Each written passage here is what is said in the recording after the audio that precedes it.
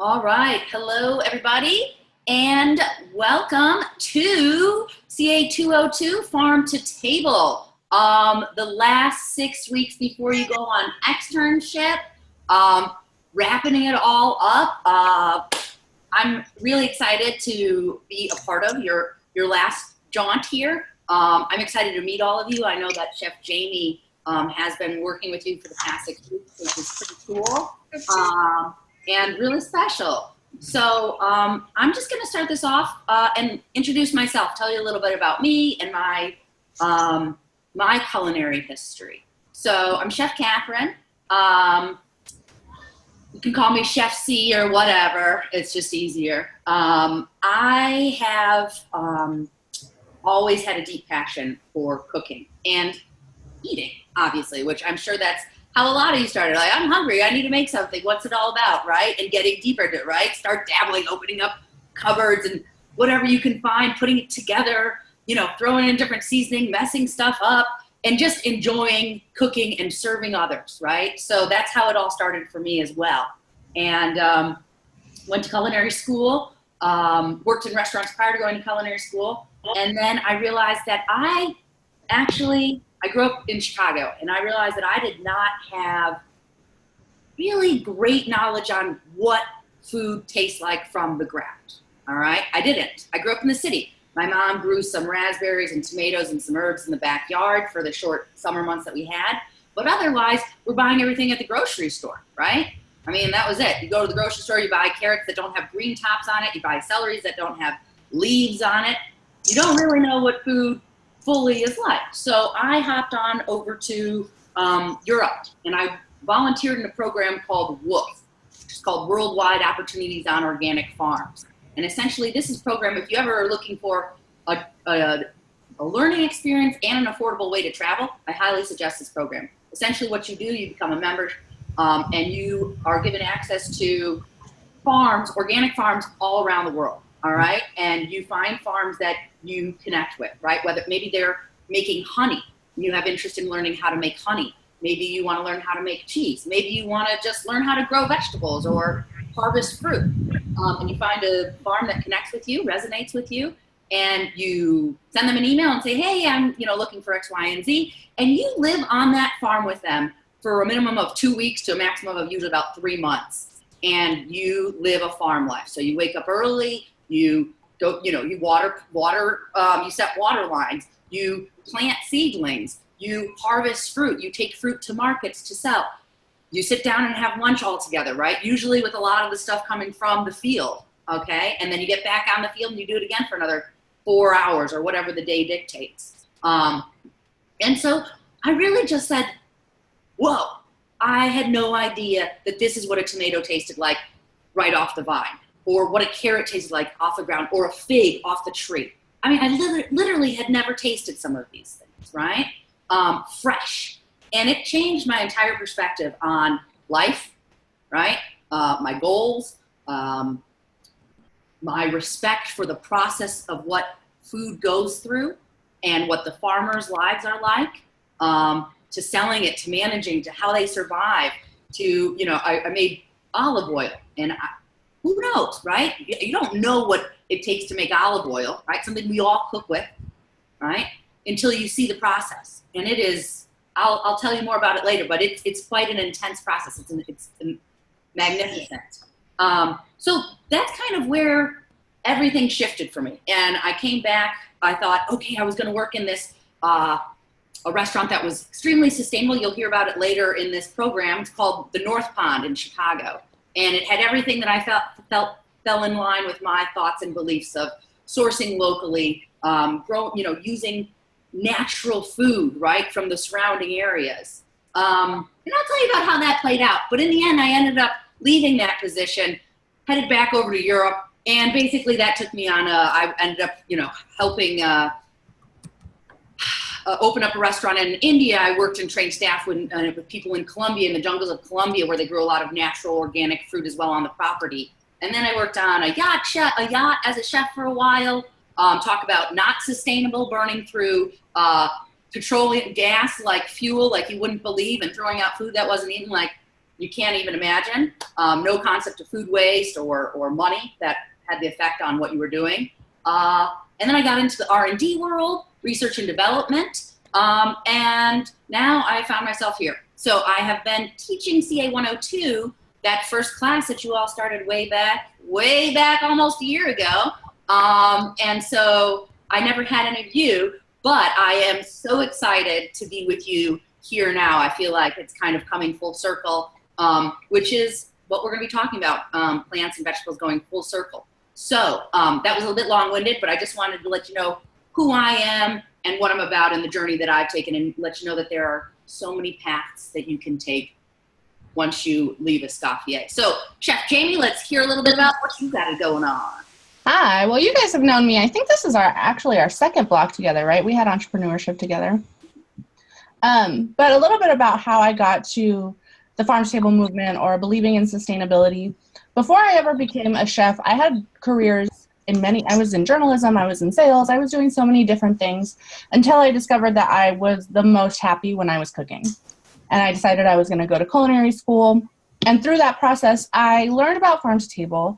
I visited farms through my culinary school experience. But really, when I was in school, I was so focused on technique. I wanted to do the perfect risotto. I wanted to find ingredients from other countries. I was so invested in other parts of learning about culinary arts that learning about farmers and sustainability was never really on the front burner for me until I moved to California a couple of years ago. So my journey with sustainability is not that long, and I'm learning all of the time. But when I moved to California, the agriculture here is much different than it was where I'm from, which is New Mexico. And people are so passionate about food that is grown locally and sustainable resources and giving back what you take from the environment, that it made me start to see that there's a whole other aspect of culinary arts that I wasn't really paying attention to because I was focused on many other aspects of the culinary world. So through my time and through networking and meeting other people and other jobs, I found myself working with, in addition to working with you guys, I currently also work with a whole animal butcher who focuses on sustainable meat practices and whole animal usage. We sell at the farmer's market, which I'm sure I've told you guys. But we also try to come up with creative ways to use the whole animal and be sustainable in our process, partner with local farmers and ranchers to get all of our ingredients organically and as naturally as possible, and just to educate ourselves on how to be the most sustainable we can be. You know, together with our company, we all ordered steel straws. You know, we're just kind of trying to take steps in that direction and learning every day towards farm to table and sustainability. Awesome. All right, guys. So we're actually gonna mix it up a little bit, right? Chef Jamie and I were talking about class beforehand, and you know, you're really in like that senior level, right, of the curriculum right now. You are at the end of the class, of the program, really. So I want to open this class up to a little bit more group discussion. All right, I want to hear from you. I know you've probably heard that from before, but I'm not joking. I want everybody to talk tonight, right? I want to, you know, if you're shy right now, it's cool, but you already know Jamie, so like I'm the only one that you have to really worry about, right? I'm pretty laid back, worked on a farm, right? So, you know, we're chill. But I want to hear from you all. This class is farm to table, and we're talking about sustainability.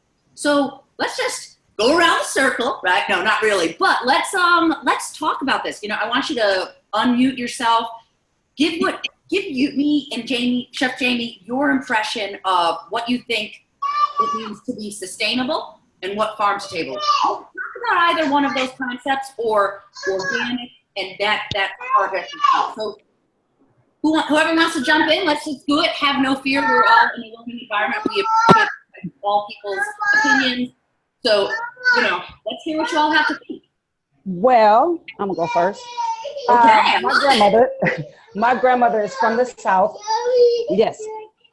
My grandmother is from the South, and so is my husband and my mother, and she had 18 children.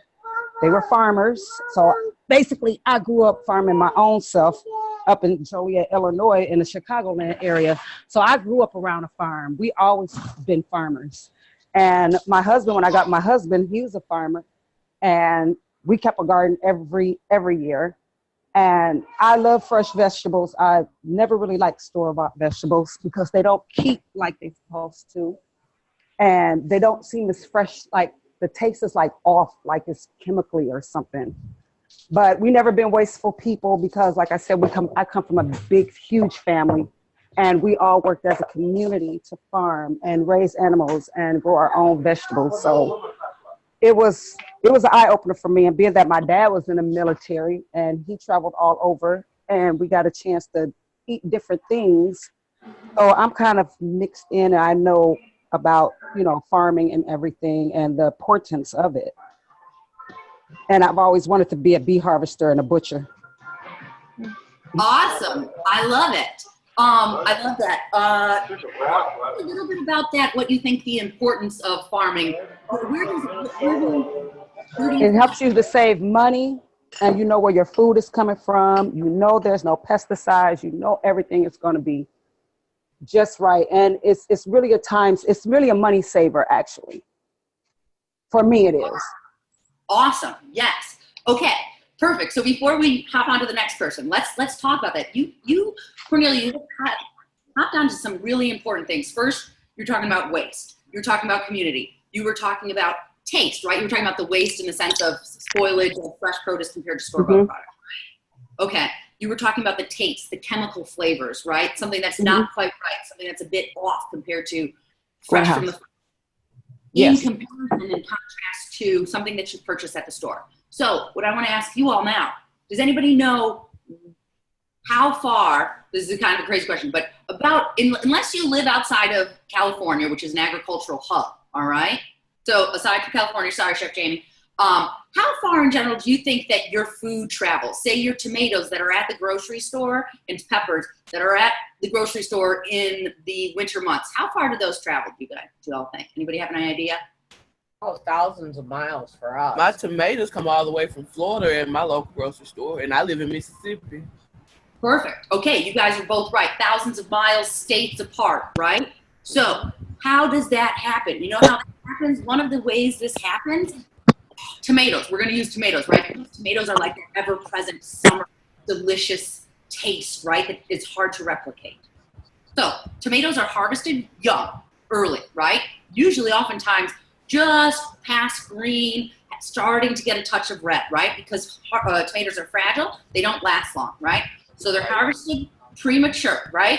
And then they get loaded into a truck that gets pumped with ethylene gas. Now, ethylene gas, I don't know if you guys remember way back to CA 102 when we started talking about storing products, right? Ethylene gas is basically the gas that's released from fruits and vegetables as they mature, okay? So that's just like, it's like I'm ripe and I'm ready to go. It's actually what attracts animals and all these other things that make the world turn around.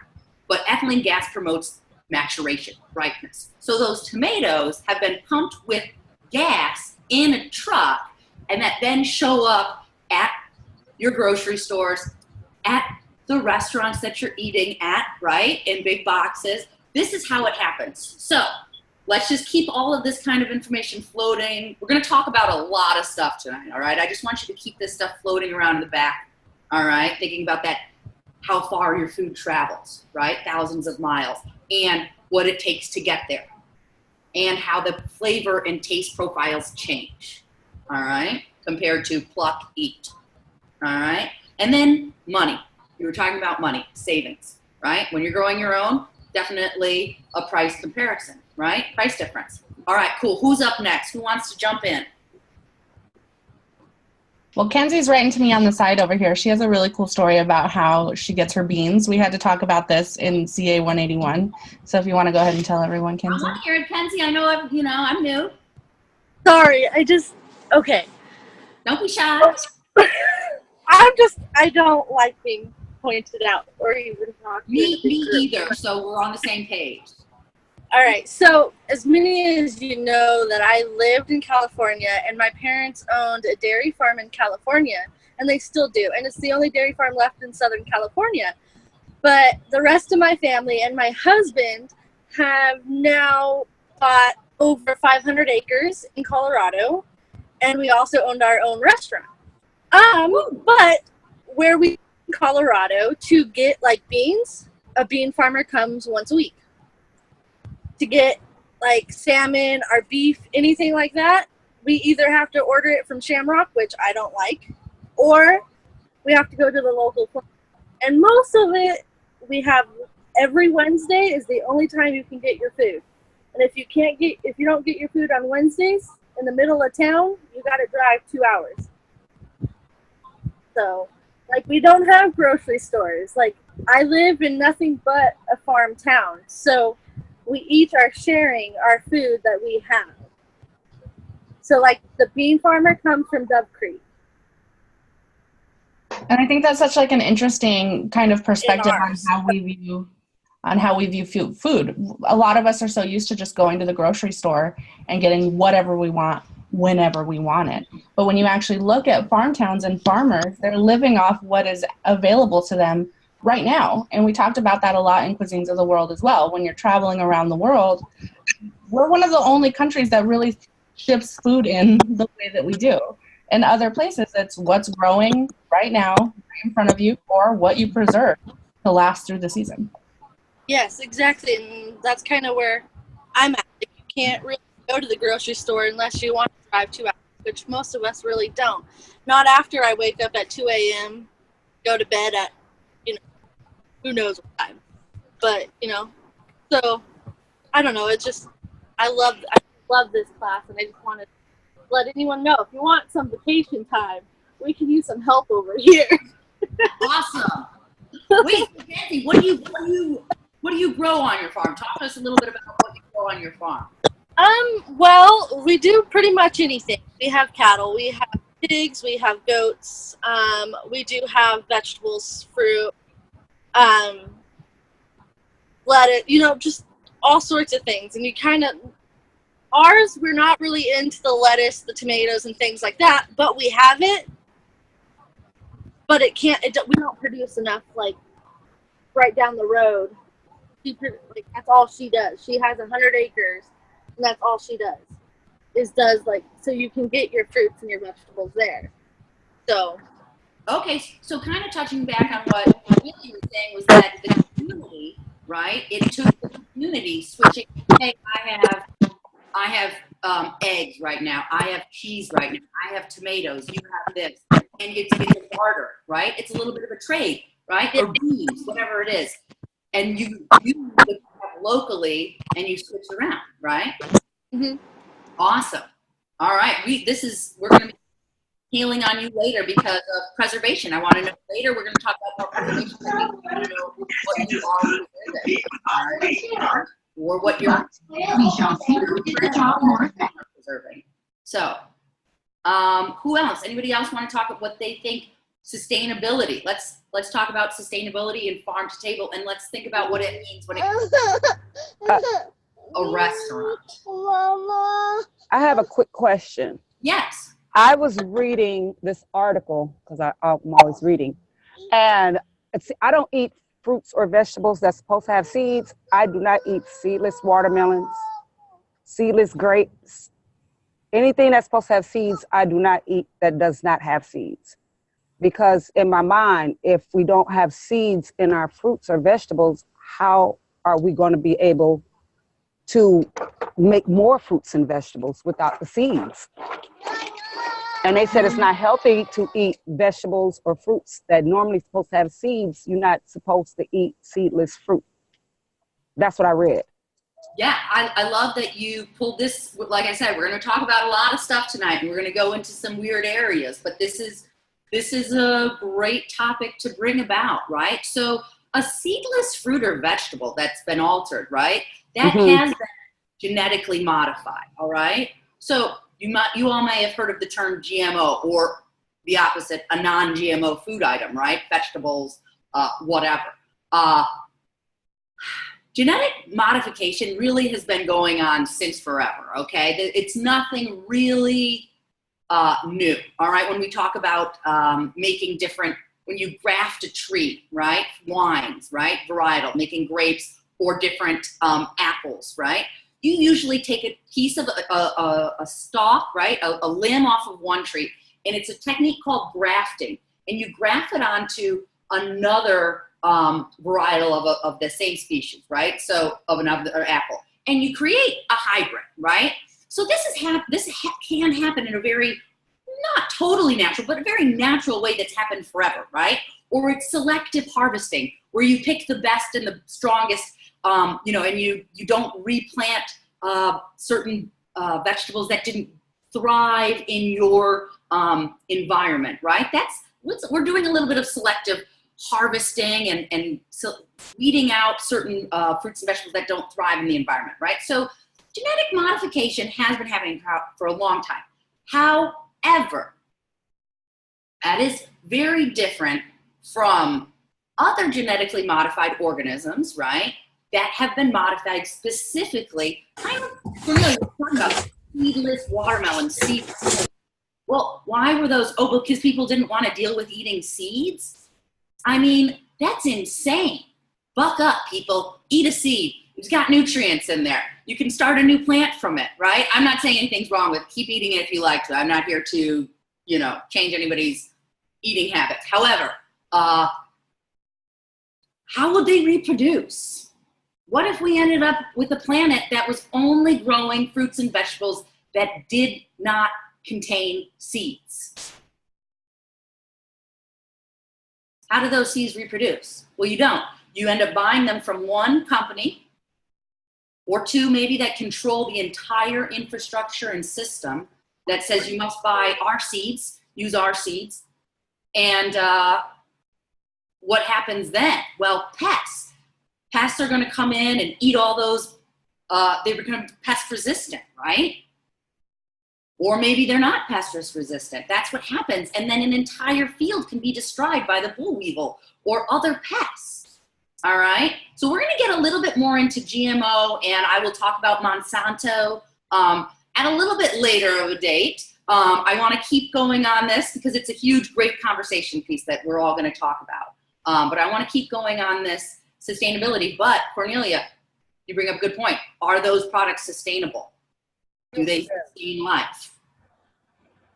Right, because in my garden, when I was in my house, I grew okra, and okra has seeds. Oh yeah. I had strawberry plants, and they got the seeds on the outside instead of the end. Mm-hmm. And my grandkids, I had this little science book about gardening vegetables, and it had this thing, pick the little seeds out the strawberries and let it dry, and then put in little eggshells, put some dirt in the eggshells, and grow your own little strawberries. I teach my grandkids how to also harvest their own fruits and vegetables because that's what I did as a child. And cucumbers have seeds in it, and to see a seedless cucumber, I just will not eat it. I won't eat it. I'm afraid. Just put it that way. I think I'm going to get cancer. I'm serious. You're not going to get cancer. Don't think like that. We want to always be positive. But I believe, yes, eating whole natural fruit is definitely the way to go. But don't worry, you're not going to get cancer. I don't know, but I don't think so. But keep eating the way you're doing. You're going to promote more sustainable foods by eating fruits and vegetables with seeds. So keep that up. But yeah, there's a lot of thought about, GMO foods, right? Non-organic pesticides. What do you all think about pesticides, right? Talk to me. I want to hear from somebody else. Talk to me about sustainability. What farm to table, right? I want to get back to this concept, right? This class is about farm to table. And we'll take one more person, and then I'm going to keep calling on you guys to get used to it. I'll go on that. Farm to table, something we do here. I have a ranch, so people in the class already know. My wife raises, I am Samanis. So people in the culinary world know what those are. That's interesting. And that's where I was going to mention sustainability. She's been in this for a year. They don't sit their own eggs. That's why they're so rare. So that's one of the things that go with them. But at any given time, we have 60 or so. But if we wanted to supply a restaurant, we would have to expand so much further than we are, because 60 chickens is not going to last a restaurant. So that was my deal on that. I mean, she probably has 100 right now, but still, they would be cleaned out in a week, even with hatching, 3 to 4 eggs a day, if we tried to support a restaurant or something else outside of our house. Awesome. Anthony, love this topic, right? This is exactly it. Some farms are ranches are more or less capable of supplying restaurants than others, right? Some simply can't do it. Some of what you're growing is, even Kenzie, you were saying, yeah, we don't really grow, you might have a few plants, but that's really just for your own personal consumption, right? So this brings into the concept of farm-to-table restaurants, okay? What does it mean to be a farm-to-table restaurant? Anybody? Are you talking strictly just vegetables, or are you talking about meat as well? I'm talking about the whole kit and caboodle. Because I grew up, my grandfather had 9 ranches when I was growing up, and I worked cattle from the time I was 4 years old. And we never ate a cow off the ranch. It always went to the feedlot for 90 days to get the best quality, get the most marbling.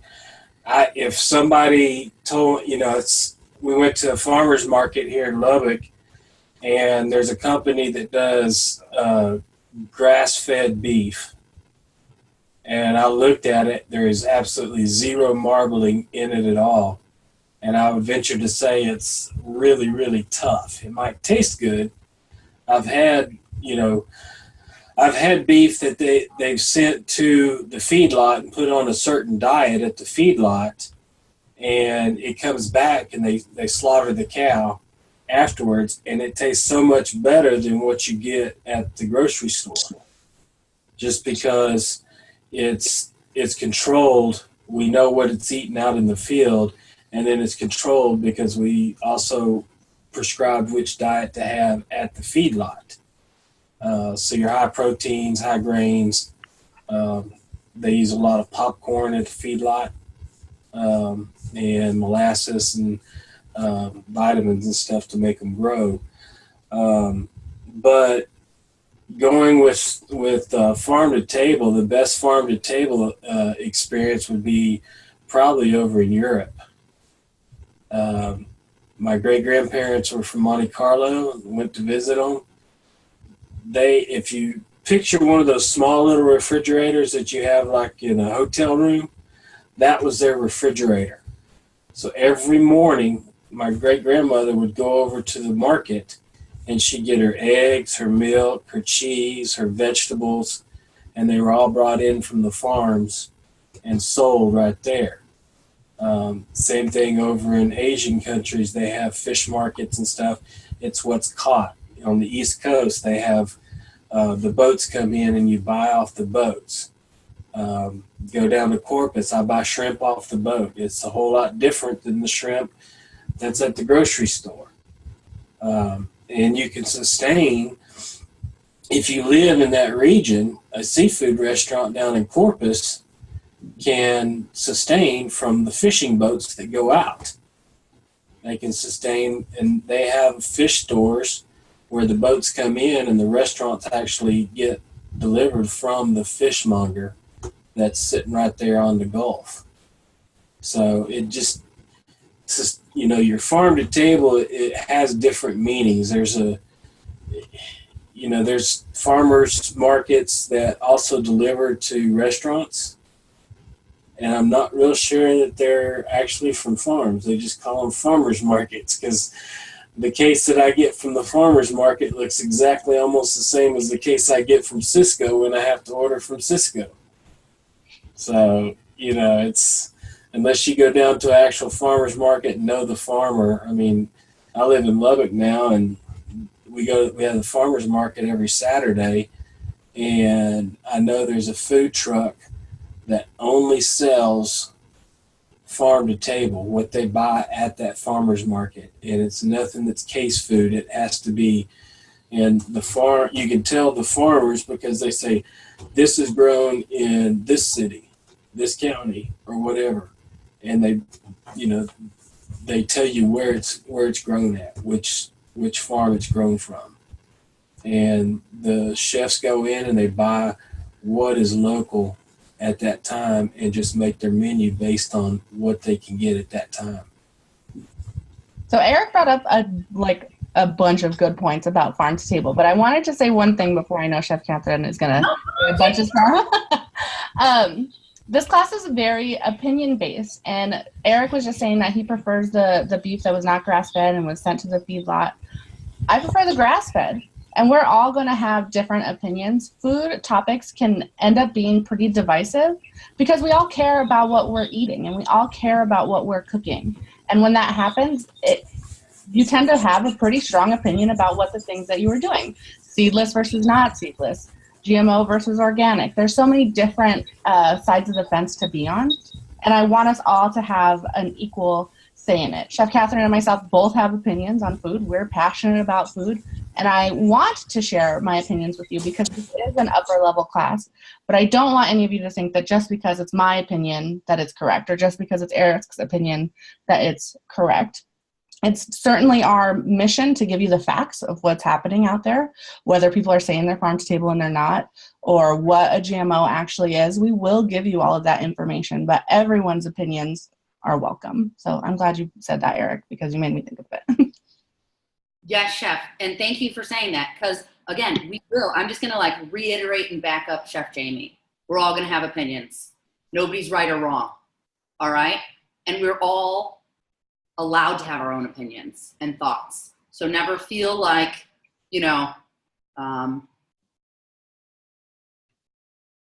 just feel free and feel that, know that we all support one another with whatever we're saying, right? All right. At the end of the day, it's food is the love, and wherever we stem from, like Chef Jamie said, food is really close to us, right? So our opinions are going to be closer to us, and we might feel like, hey, there's no way, and like always, let's just take a step back. If we're feeling like we're getting riled up, it's also okay to get a little riled up, right? You can and should be opinionated about your food and where it comes from and how it's grown, how those factors affect not only the earth, but mankind, animals themselves, our natural resources, business, all of things. We live in a very unique time where pulling in what Chef Jamie was saying and what, I'm sorry, I'm just learning everybody's, Eric, was that you who was just talking? Yeah, I'm trying to learn everybody's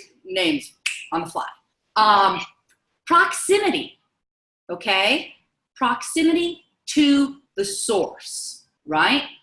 All right, yeah, you can, if you had fresh shrimp pulling off on a boat, you can sustain, that restaurant can be, a restaurant right there can be sustained by that, right? Or whatever other fish. Oh, hey, we got actually another fish that came in, we have a big one, let's use it as a special, right? Highlight it. Proximity again, though, right? Let's talk about Europe, right? Let's talk about their infrastructure, right?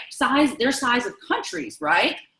Guess what? Maybe their main cities have a lot more farmland really close to it, which allows for those farmers to come into the city and sell, right? While if I were to look at some places around the U.S., this country is massive. You don't have that proximity to a hub to go and get the food, right? You don't have that. You don't have a chance you've got to drive 2 hours to get to the market to go buy your fruits and veg every day and then 2 hours back. Probably not going to happen, right? So the world itself has changed and morphed and made an impact on our agricultural and our food chain supply. All right, that's a key word that I want you to think about: food chain supply. All right, everybody.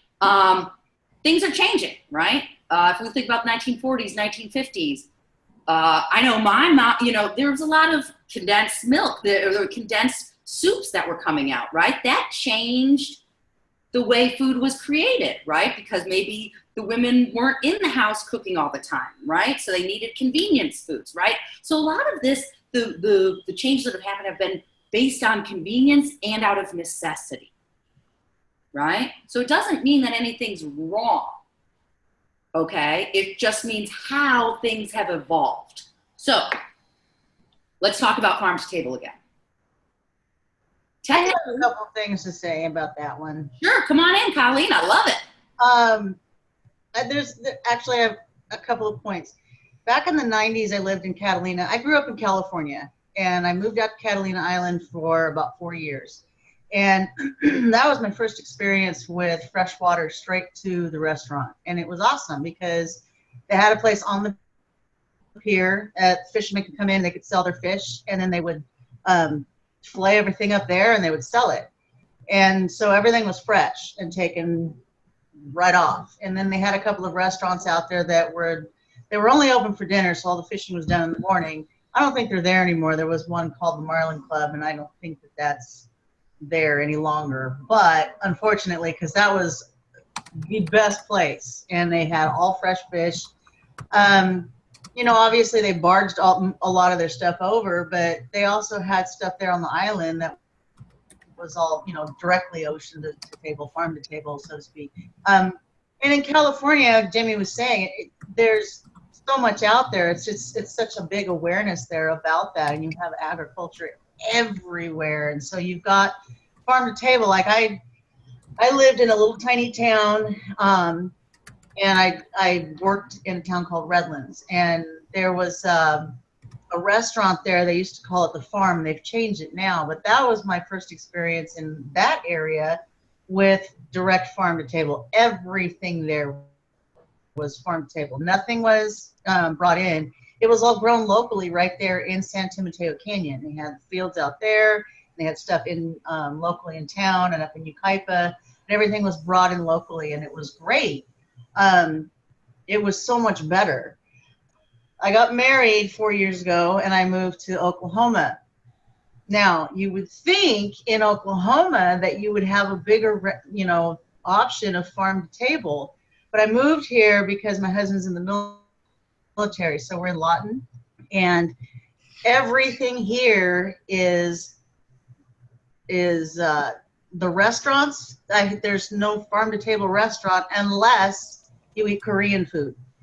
Now the Korean restaurants are, I actually went to a little store to do my project in my final project for, I think it was, what was it, 102?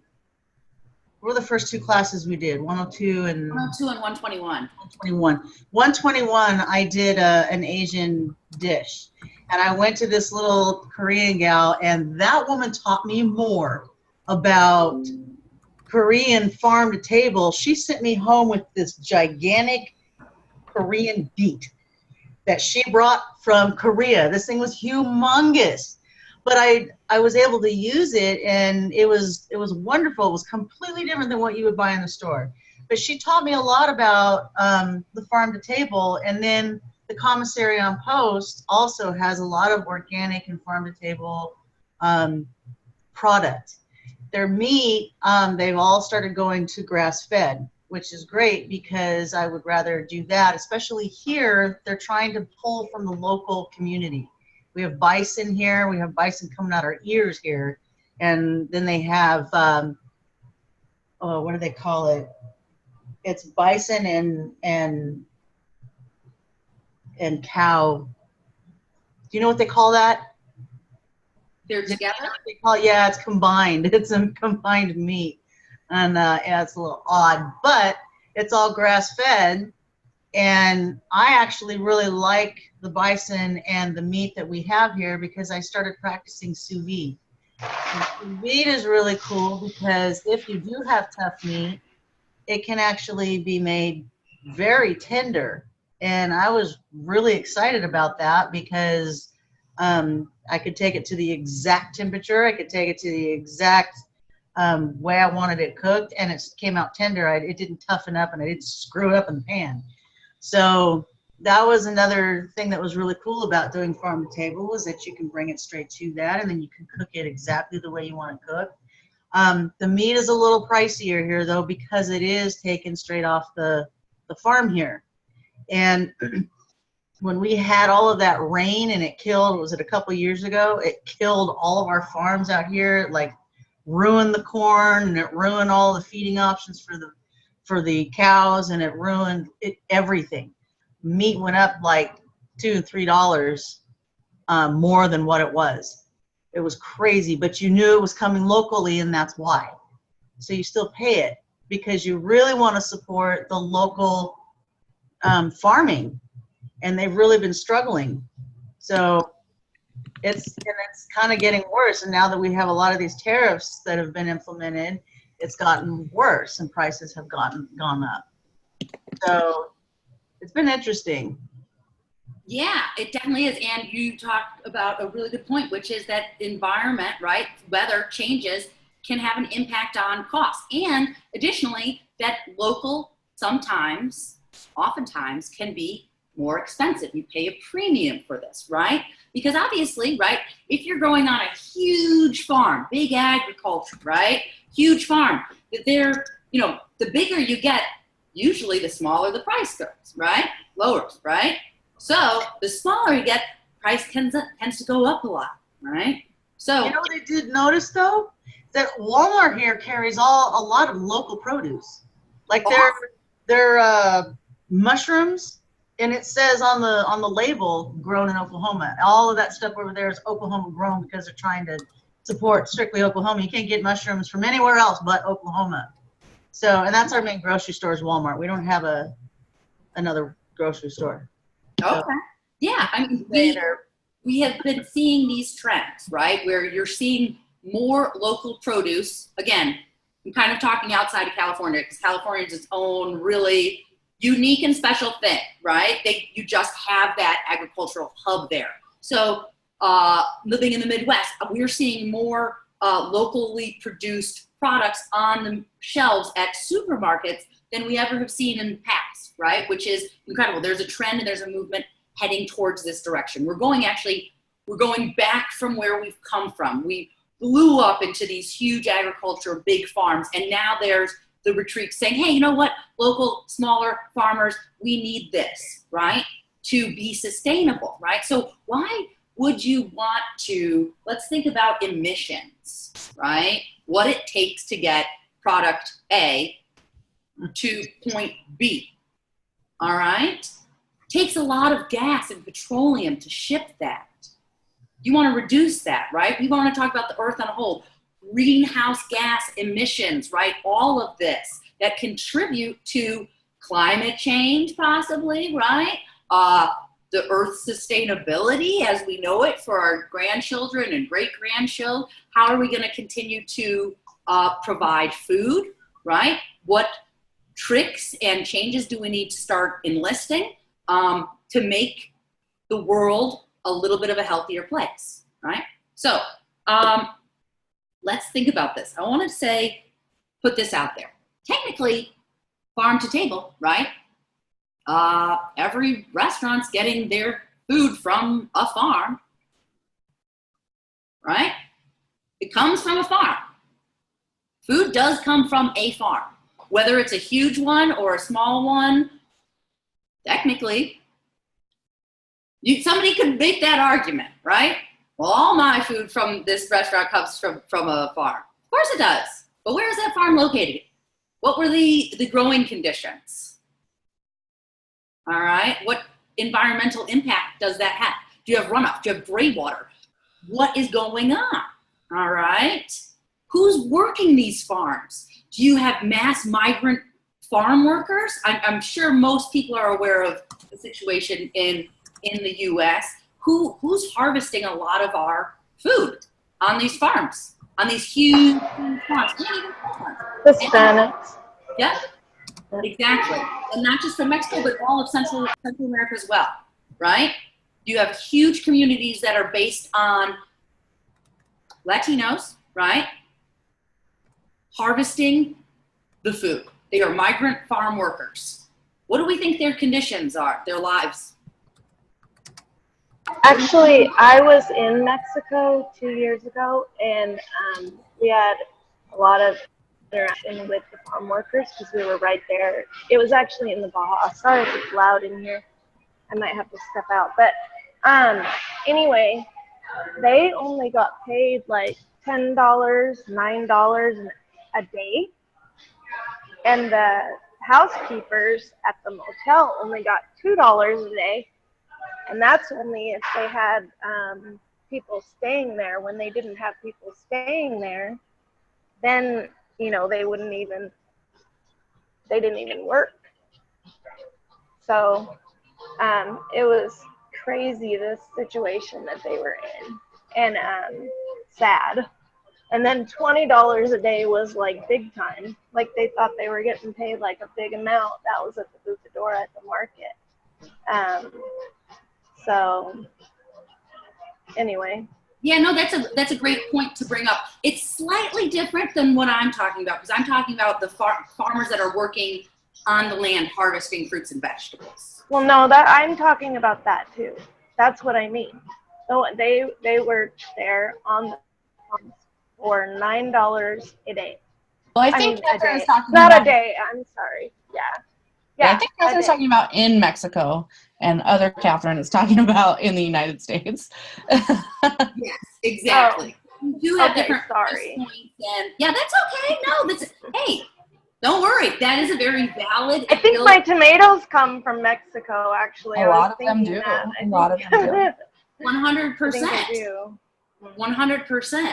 So. Oh, and by the way, that's called a beefalo, because we have people that raise beefalo around here. Thank you. I've been sitting here racking my brain. Beefalo, yeah. You know what's funny? Beefalo. It's actually a combination. It's a cow bred with a they're bred, right? Buffalo. Yeah, they're bred smaller. with the buffalo. They're not as big. Like the buffalo are huge. Yeah, exactly. Enormous. Yeah. They are huge. And we've been to Yellowstone, and those buffalo, I mean, they're just massive. I really do like buffalo meat, even though I went vegetarian. But buffalo's but I do like buffalo. For you. Buffalo's really healthy. It's really lean. It's really good for you. The beefalo are and it smaller. tastes good. Yeah, and you can tell a beefalo because they're tiny compared to a regular buffalo. And we have a lot of buffalo on the refuge here, and they're enormous. They're huge. So there's a big difference between the two. Well, I'm going to have to do some research on beefalo now. Thanks for bringing that. Learn something new every day. Had no idea. But I saw a comment down here from Sherry talking about migrant workers in South Haven. I believe you're talking about South Haven, Michigan, right? So let's talk about that a little bit, right? So you have a regional area, Michigan, known for cherries, apples, blueberries, things like that. So then this is going back to those migrant farm workers, right? So you have families and individuals, not always families, but moving from harvest season to harvest season around, right? Oh, it's blueberry time. That lasts 6 weeks. I got to get there, and I'm either going to be paid by the day or I get paid by the bushel. So I'm going to work harder. I'm going to work longer. I'm going to work faster. I'm going to be more efficient, right? Because the more bushels I can pull in, the more money, because it's by weight, right? You have migrant workers down harvesting onions, all right? Vidalia onions, y'all have heard of Vidalia onions, right? You darn sure there are migrant workers who are pulling those onions up, right? It is incredible. There are migrant workers everywhere, and it's something that we need to think about. And not just the migrant workers, but farmers themselves. What are farmers getting paid, right? What's the life of the farmer? Okay, now let's take that to the restaurant, right? Where we know, through all of your courses that you've taken here, that restaurants work on a really small margin to be profitable, right? So now what happens when you have to increase your prices, right? For fruits and vegetables. So you're always trying to work, you want to get the best price for the best product, right? Now, how do you start building a menu? How do you build your menu around locally sourced products? How do you now you have to charge a little bit more for that product, right? For that dish on the menu. How do you convince a diner, a customer, that it's worth that money, right? Where's that trickle down effect? Where are those extra dollars going? What we want to hopefully have is that, sure, there's a premium that you're paying on that menu, but guess what? More likely than not, the chef in the restaurant purchased those ingredients for a premium, which went to the farmer, okay? Which also hopes, and that farmer, usually smaller, right? We're not talking about a big agri-farm, but that allows that farmer to buy seeds and pay his or her workers a healthy, livable wage, right? And be able to buy seeds for next year. Because if farmers know that they're gonna have business, that allows them to grow and have a life and feel secure. So I'm gonna pull this out a little bit wider, and I'm gonna talk about something that's still related to farm to table, but they're called CPGs, consumer packaged goods. All right. So consumer packaged goods are things that you buy at the grocery store, right? They're ready for consumers to buy. Back in the 90s, organic started to come. They were coming alive, right? Well, there was no supply chain. So you didn't see a lot of packaged goods that contained organic products, right? Now, they're all over the place because those supply chains were developed. And how did that happen? That happened because there was a demand, okay? And that demand needed the supply, all right? So that's like, okay, I need to make this, granola, and I need organic oats, I need organic raisins, I need blah, blah, blah, blah, blah, right? I've got to source that out. So I can guarantee farmers, hey, I got those organic raisins from you last year. I'm actually increasing sales. I need more. I guarantee that I will buy that X amount from you. So you make contracts. So this is how all of business in the restaurant and food world kind of it allows it for growth, because contracts are made and you get that security on the farmer, because the farmer is always struggling. All right. Farmers need security. So getting contracts is a huge way to build security, allows for seeds, and allows you to have a product coming in the next year. And whether that's raisins for your granola bar that you're mass producing, or it's full of seed watermelons for your August menu, right? Which I'm going to tie in here really quickly. If you all don't know about it already, we do have this month's August food challenge for Escoffier, so be one of the last to participate in. I'll send out a little message with it. I'll post it in Ask Your Questions here, the Class Cafe. It's utilizing watermelons, because this is the season for watermelons. So let's talk about seasonality. That is going to put a huge impact on your menu as a farm to table. So now we talked about that loosely. Any restaurant could be farm to table, but really there are about 20 true farm to table restaurants in the United States. Now, we're not including Europe. We're not talking about Asia. We're talking about the U.S. because that's where we are, in a unique situation compared to over there. All right.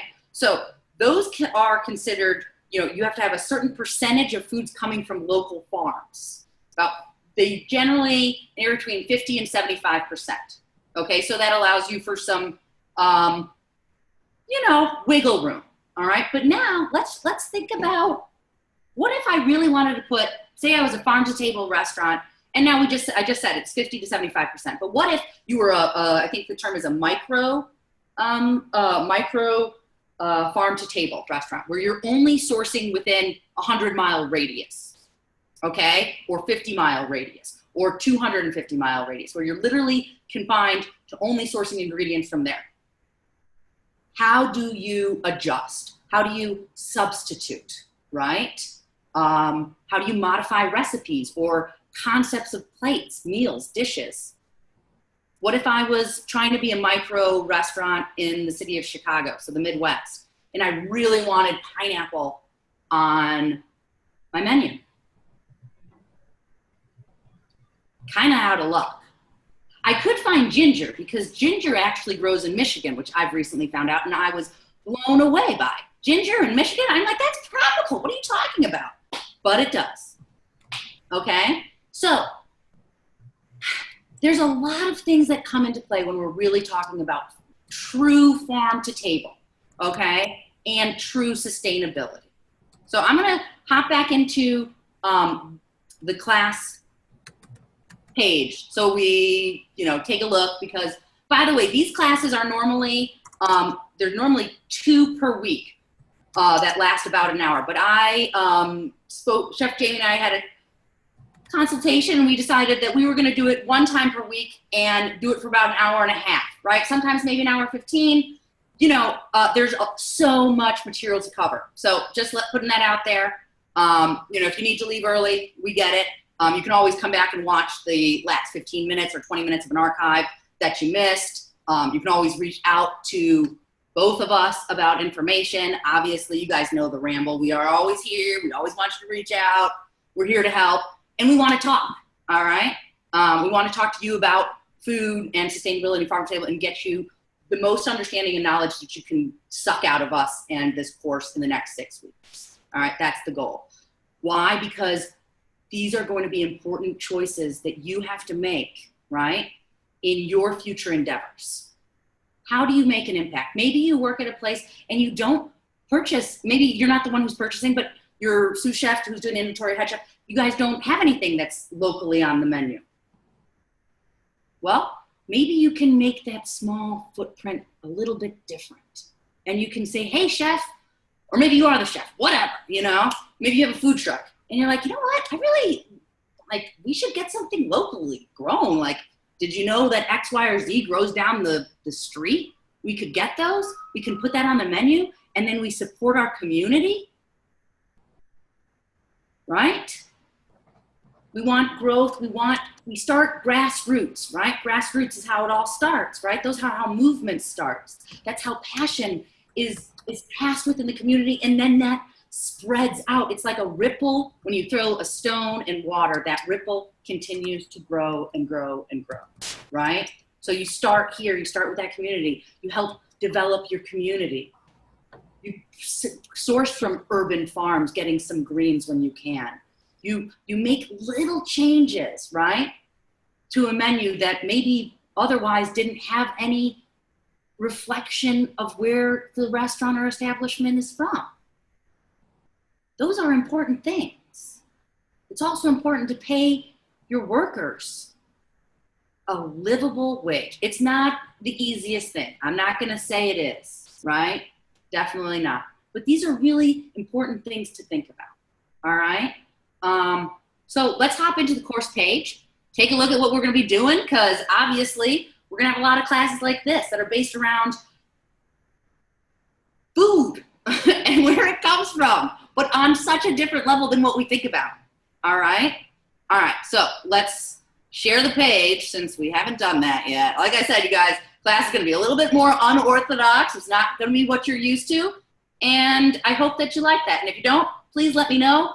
I want everybody to be learning and growing. So that's my end goal.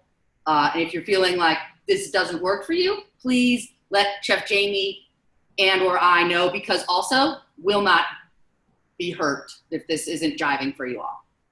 We all got to take criticism, right? We all need feedback. So let's roll. Share screen. Okay, here we are. The beautiful 202 farm to table. As you can see, this has been trademarked because that's the movement, guys, right?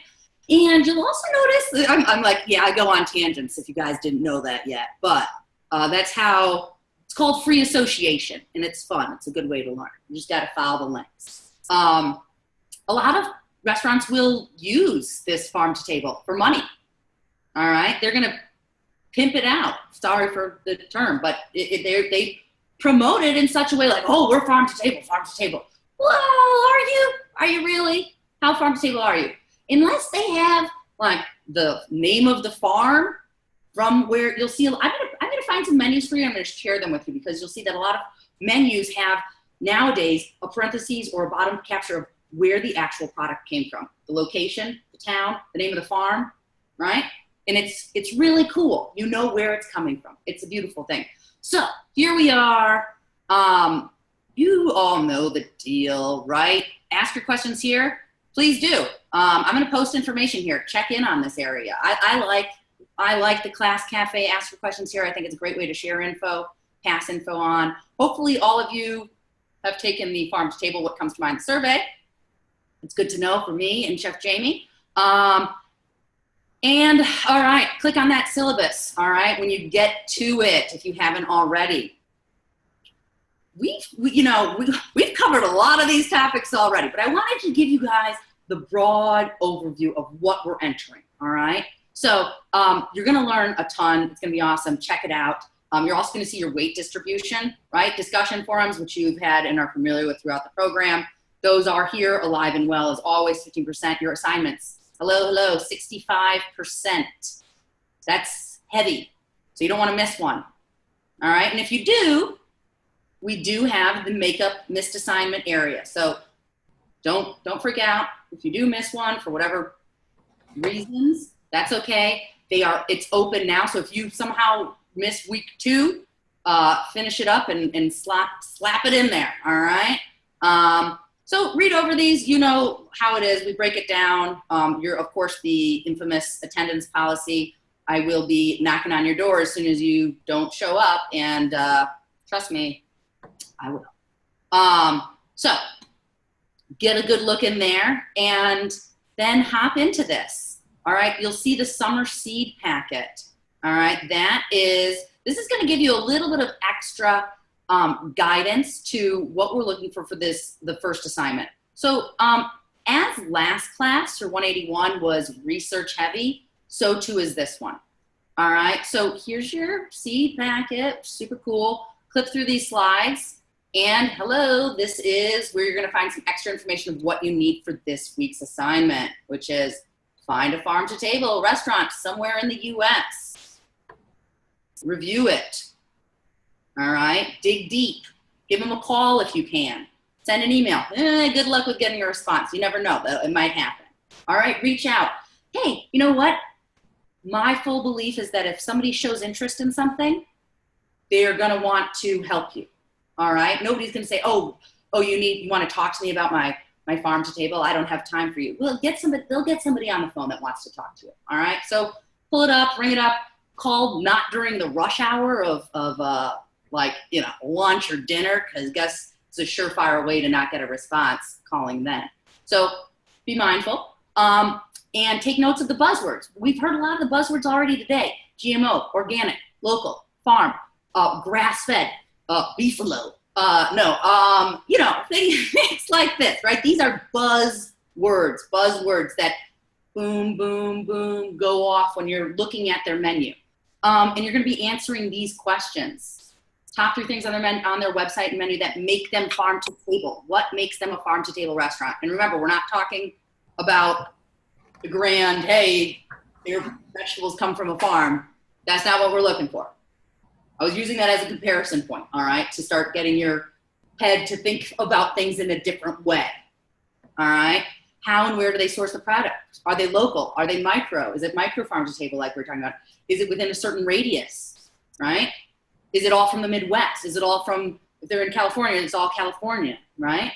How do you think their chef would define sustainability? You can pull this from reading about the chef's bio. Most restaurants will have a chef bio. That's a great place to look for that.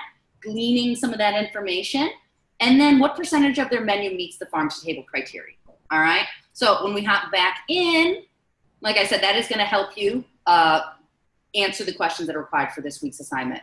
This little picture was from a farm that I spent some time on, some good friends in Serbia.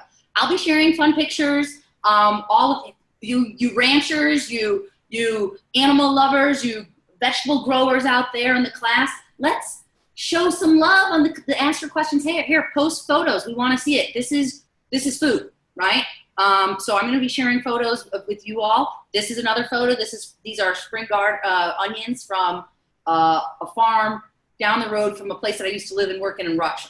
So I'm just going to share food with you guys, okay? I'm going to do it because I think it's fun.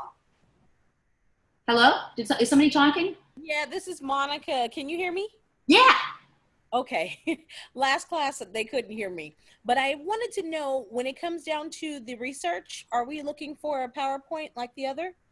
Yeah, I'm going to show you an example. Here are the weekly readings. I pulled a few of them up. They're quite brief. None of these are too long. So in comparison to the chapters that you've read previously for other classes, this is pretty small. So for example, here's one, right? The top 10 farm to table restaurants. Pretty cool. Gives you a little snippet of their information where they're, like I said, so it's really small, right? So dive into all of these. These are also going to be some suggestions for where you could get insight for your assignment. This is a podcast. This is another one on ProPublica. We're going to be listening to a few of these throughout the class. put this, it's 13 minutes. Put this on while you're doing the dishes or sweeping, whatever. Put it on, listen. All right. Another awesome one. What is sustainability, right? You're going to get some information. Click around. This is from the Arizona State University School section, State Sustainability. Here's another one. This one's a little bit longer, but it's about what really, climate change, soil, farmers, resilience, all of these kind of, again, buzzwords, right? Dive into this. We're looking at food from another angle in this class. That is what this class is about, all right? And how it impacts everything. Everything. Every single bump along the road. I'm going to share some other interesting stuff with you like this, okay? This is from Harvard Extension School, which if you're not familiar, Harvard also offers free classes that you can take and cool stuff like that. But this is really interesting, right? How can it, will buying local food slow climate change? So will it? Well, look at this. This is pretty interesting. This shows you, it has a lot of our staples, commodities, right? Everything from lamb, no beef lows on here, darn it. But this is gonna be a running joke for the rest of the class, by the way. But production emissions, this includes all emissions before the product leaves the farm. Can you see that? Look at our impact on what animals like livestock have compared to vegetables. Pretty interesting, right? Post-farm emissions, right? Processing all this waste, the supply chain, how products get from point A to B. This is what it takes to get it to leave the farm.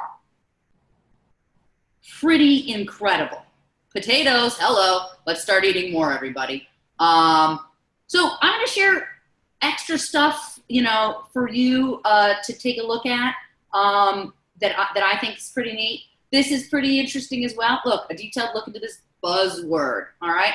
Like I said, I'm gonna put this info out for you all to see it. I thought there's some great info.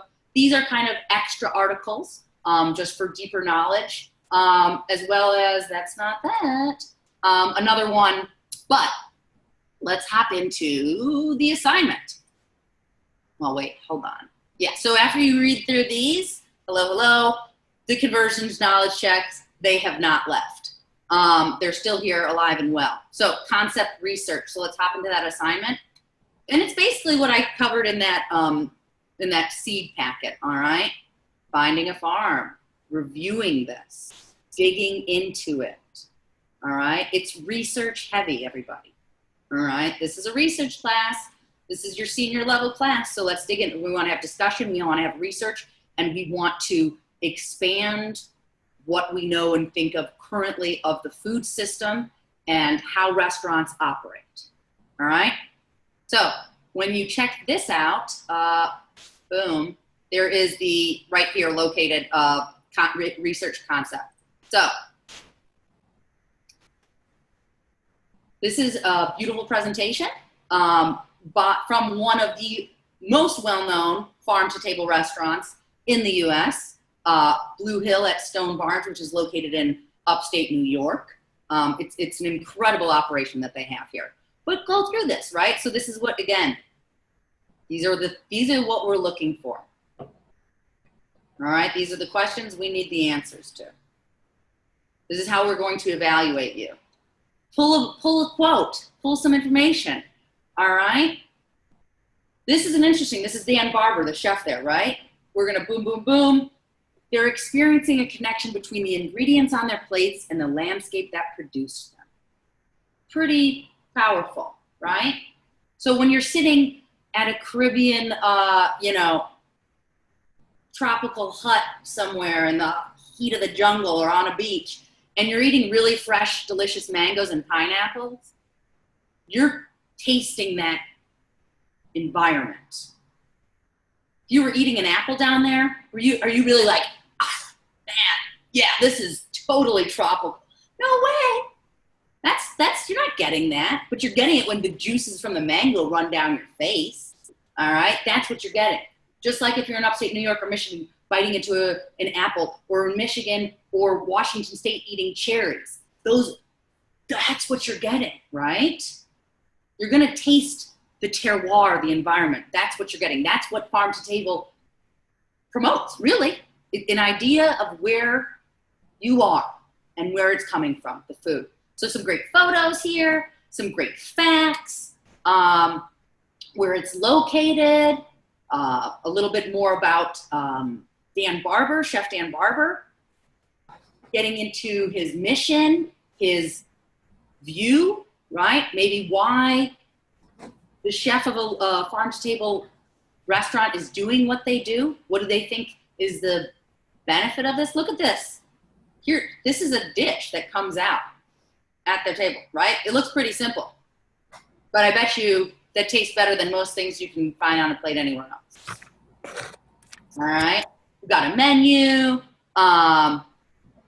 multi-taste feast, an idea of what they're doing. They actually, I think they have a, pretty sure they have a daily changing menu. So what does it take though, really?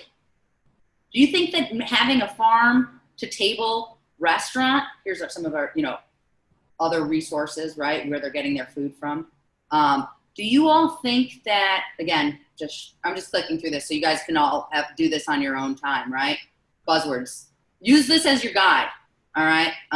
There's no point of me blabbing and just reading off of this because you all can read. And so get on it. Let me stop the share really quickly. Do you all think that it's easy to run a farm to table restaurant?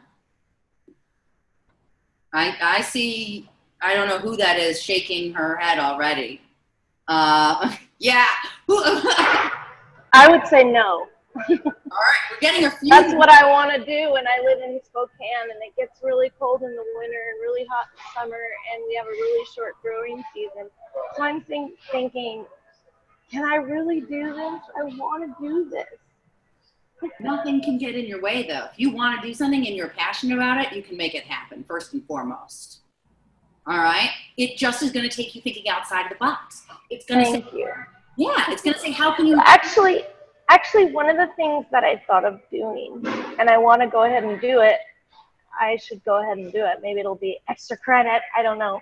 But is like an aquaponic garden and I have a pattern for doing it with PVC pipe. And so I know I have the pattern and I want to do it. You should do it. I was going to have fish in the big reservoir, like a plastic, bin at the bottom.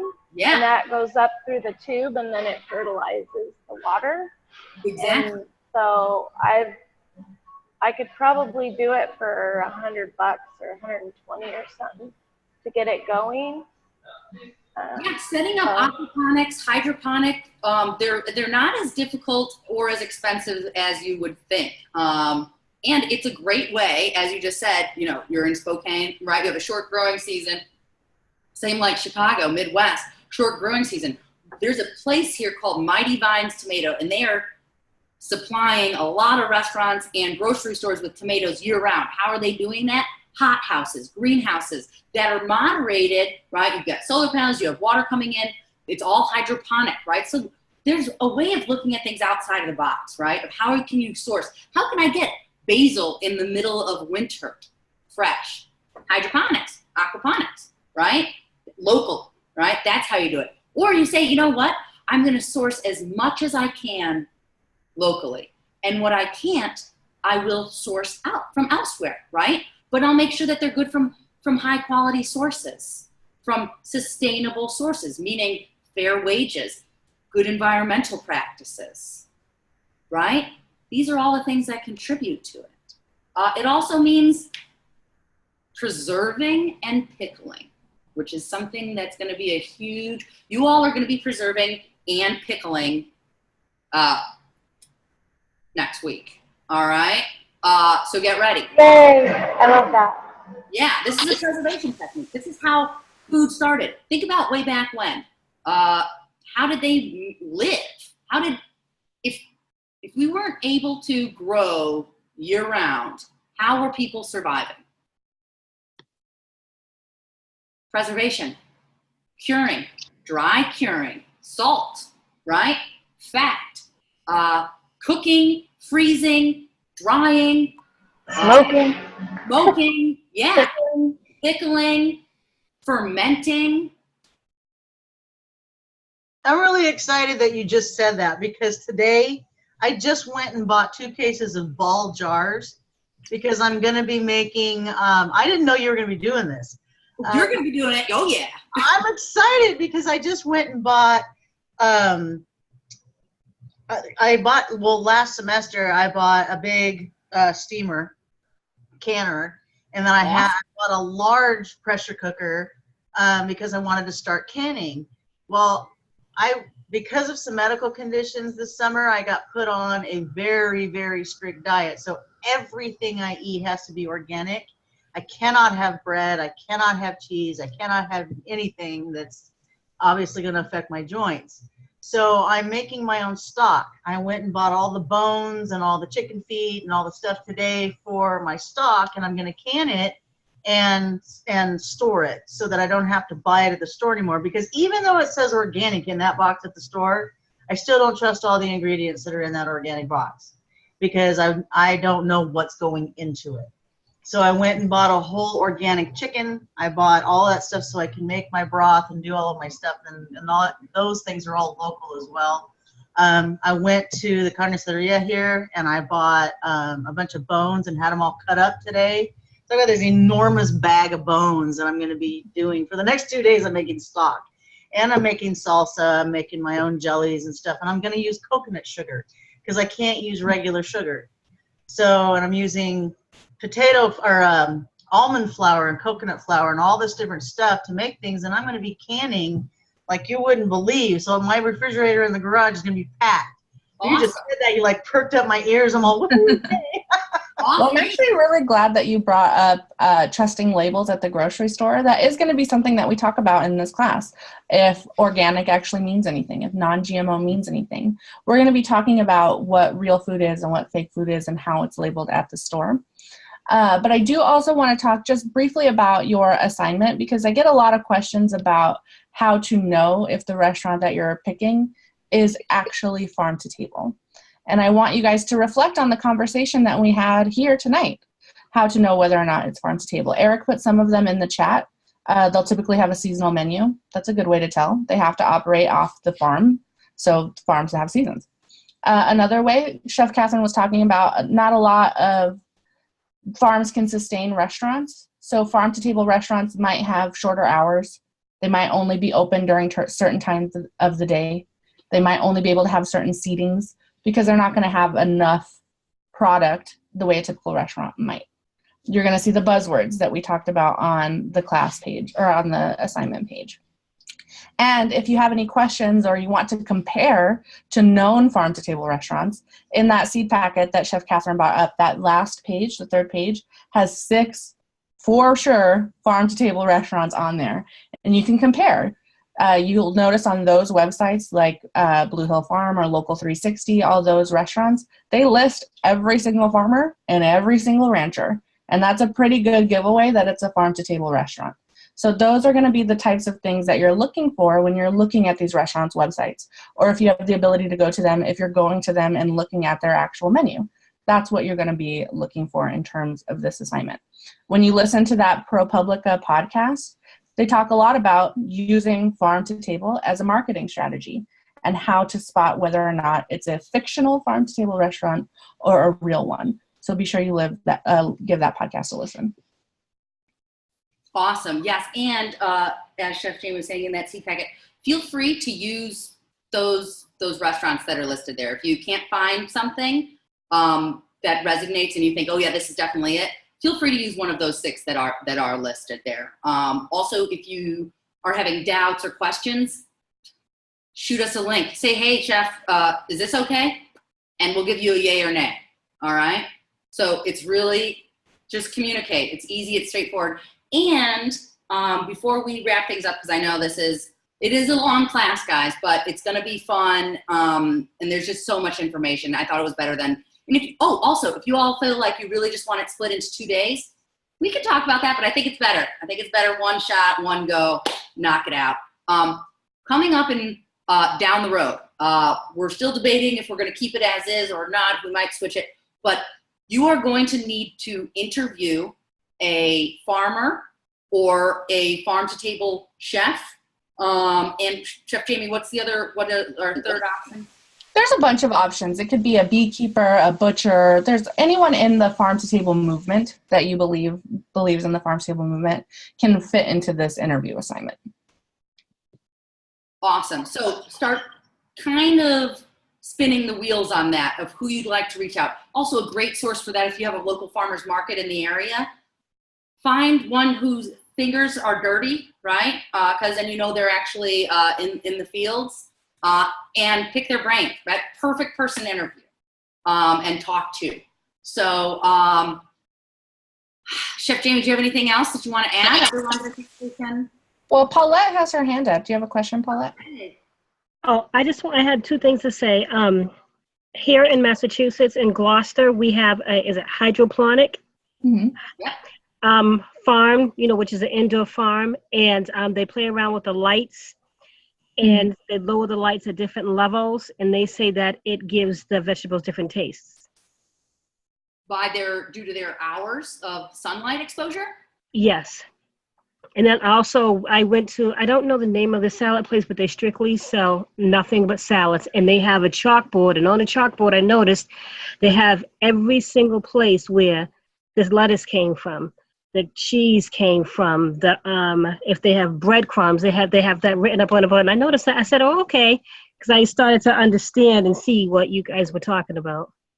Awesome. That would be a perfect place to go, talk to somebody for a possible interview. Okay. Okay. What kind of questions are there particular questions we should ask? Yeah, we'll give you, if you find someone early enough that you want to interview them like now, I'll send the assignment to you so you know what questions to ask, but we do have a set questionnaire to ask. All right, thank you. Yeah, we'll be providing you with a lot more information down the road. Like I said, up in week 2, we are going to be talking about pickling and different preservation techniques, canning, essentially, what it means to be an ethical chef. We're going to have discussion forums, and there's going to be some literature that you want to read so that you can properly respond to that discussion forum. Week 3, we're going to be talking about building those relationships between the farmer and the chef, the restaurateur, what that takes from cheesemakers to, all these relationships, what holds it together. We're going to be talking, Chef Jamie said, about organic versus GMO. What does that really mean? What does a label mean? Can you be local and not be organic and still be more sustainable than a farm that's organic grown in California to live on the East Coast? Maybe. Guess why? Because the regulations to get organically certified by the USDA takes years. So there are loopholes. So we're going to be diving into all of this. Please, everybody, check out, scroll down, the class page, get a good glimpse into it. That's all stuff that you can kind of do on your own. So I'm not going to run you through it. Look at the syllabus, check that out, see where your points are coming from. Look at the upcoming 6 weeks. It is like a similar format as 181, where it's weeks 1, 3, and 5. Research, 2, 4, 6. Action. All right. So keep that in mind. And Chef Jamie, do you have anything else to add? Yeah, I'll wrap it up. In your previous classes, you guys learned so much technique and structure and how to parse through a recipe and culture, and you've learned so many different things throughout this program. But in this class, you're going to start to learn, like Chef Catherine said, about food in a different way, and you're really going to start to understand how much power you actually have as a chef to incite change, if that's what you want, to make a menu be exactly what you want it to be, to support your local farmers, to understand what and how and where food comes from. Now that you have all the skill and the technique and the knowledge, now you're going to get the power that goes with it. And it's a really exciting class. It's one of my favorite classes. And I think you guys are going to love it. Awesome. So catch you all next week. Like I said, it's a longer one, but lots of info to learn. Reach out if you have questions. We're both here to help. See you later. Good night. Thank you. I'm so excited. Awesome. Me too.